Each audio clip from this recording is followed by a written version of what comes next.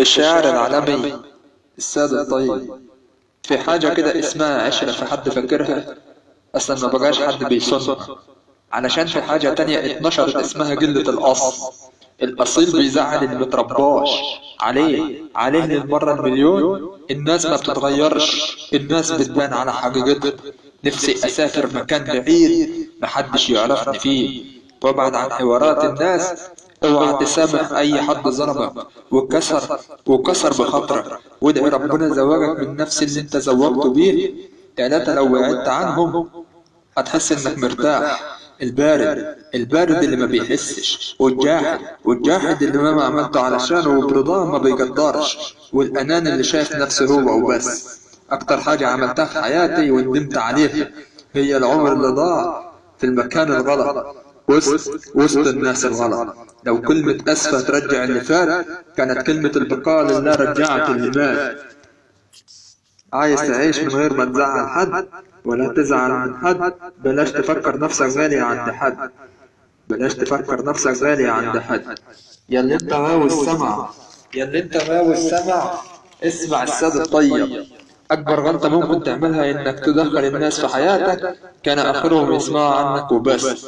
أكتر اتنين مرتاحين في الدنيا دي البارد اللي ما عندهوش دم، بيخلص حق الساكت وهو ساكت. الواحد بقى أقصى الطموح يقعد عادي في هدوء من غير ما تخلص حاجة تزعلها. لو كل اللي جوانا اتقال، والله هنزعل ناس كتير. ما بكرهش في حياتي قد الناس اللي في وشك تضحك لك ومن وراك بتجيب في سيرتك. بلاش العشم والسكة الزيادة وانت بتقول الكل اللي ده استحالة يعملوا كده، لأن الحياة أثبتت إن والله ما بتجيش غير من كده. وشكرا على هذا اللقاء. الشاعر العالمي السيد الطيب بيمس على أحلى ناس.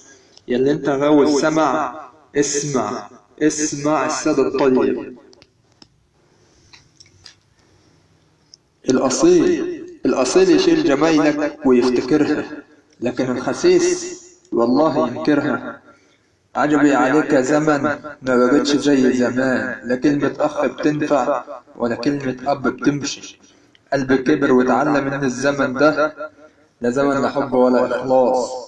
ياللي انت غاوي الكلام اعرف معناه. أمانة عليك يا زمن لا تحكم عن الحكم.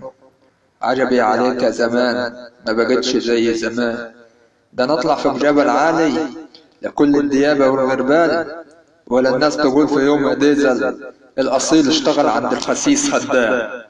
ياللي انت غاوي السمع اسمع.